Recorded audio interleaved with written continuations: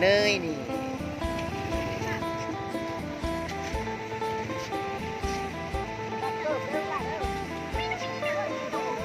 ตอนนี้ก็แคทมาฮอดใส่เลยแคท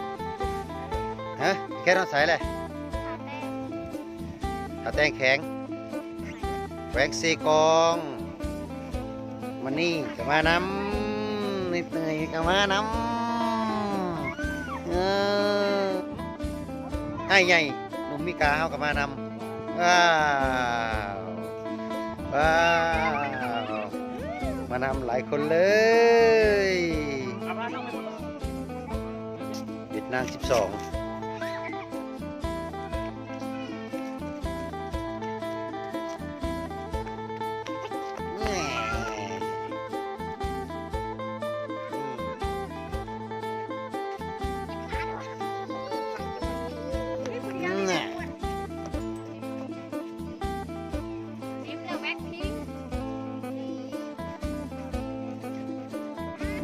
รูปได้อยู่รอบนี่มาแล้วพูดไอ้ซอสม่วนที่สุดเลยม่วนที่สุดเลยพูดน่ะสุดพักกดสารผิดอาโกแล้วฮอดแล้ว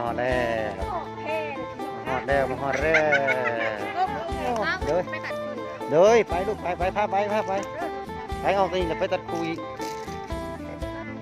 ฮอดอาโกแล้วฮอดอาโกสุดพักกดสารผิดแล้วมันนี่ยังง่วงนอนอยู่ยกมือใส่ก็เห็นว่ามาฮอดแล้วก็ได้ยกมือใส่ก็ตีตายแล้วมาฮอดแล้วก็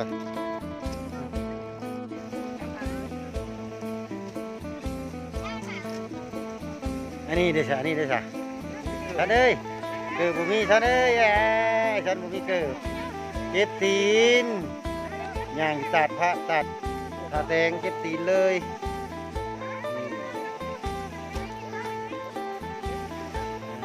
คนหลายย่องมาฮอดจอดถึงแล้วดีใจที่สุดสิเลยพาครอบครัวผมมีไอ้น้องได้มาแล้วได้มาเห็นแล้วงามหลายสถานที่งามพักปลอดสารพิษ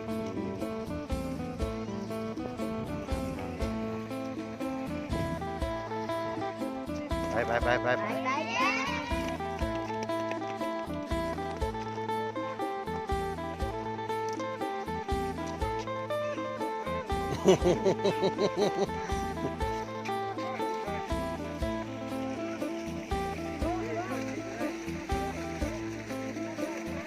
มันนี่เอ้ยมันนี่เอ้ยมันนี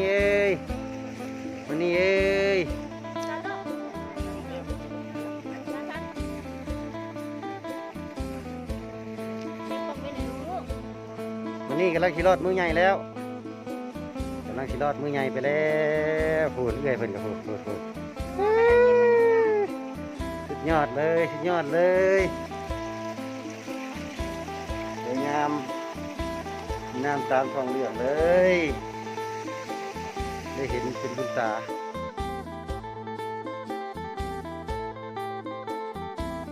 ฮอดตัดคูแล้วเอาไปถ่ายรูปไปนี่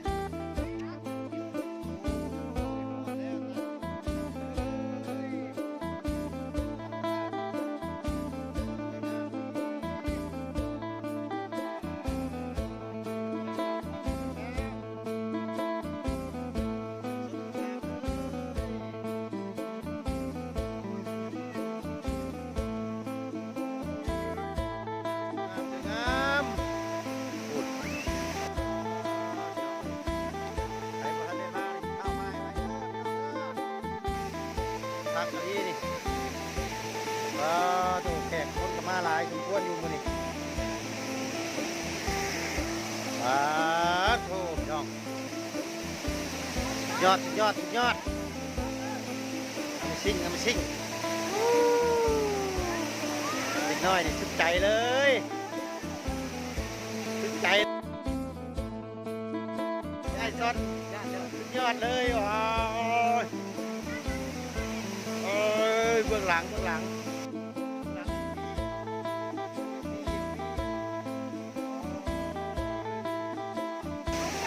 สุดยอดดิ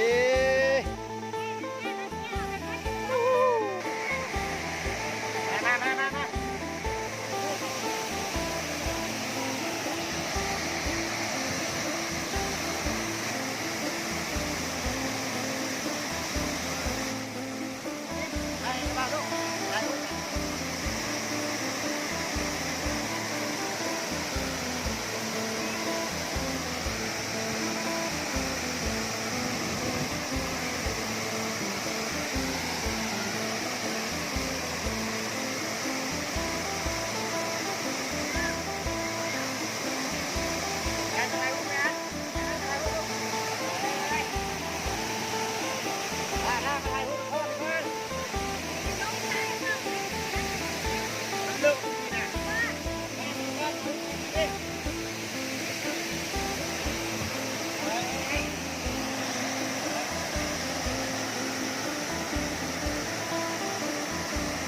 ได้ไปได้มวนบ่สุดยอดบ่เอาสุดยอดเลยลูกๆว่ะขักหลายกินที่เลยลูกกินที่เลยข้างหน้ากับผมข้างตุ๊กตาพี่น้องมีสองก่อนโอ้ขักAmazingเลยยอด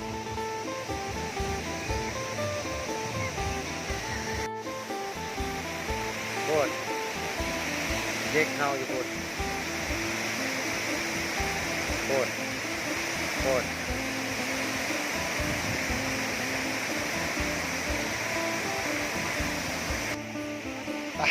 ไตหิวเอง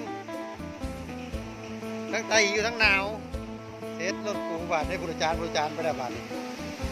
ไปแล้วหอดยามกินจะกินคำใหญ่เลยบีม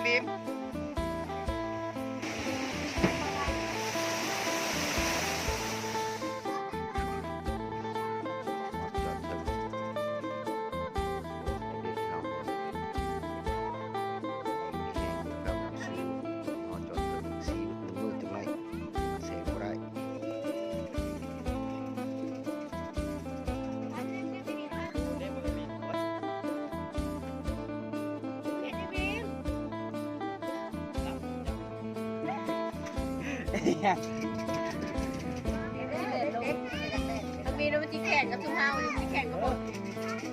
ไปก่อนกัน ใช้ที่บ่สั่งนะ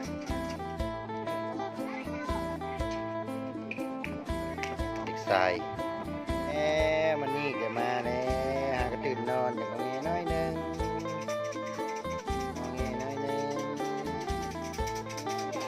ได้ขึ้นกราบสักการะบูชาอาจารย์สงบแล้ว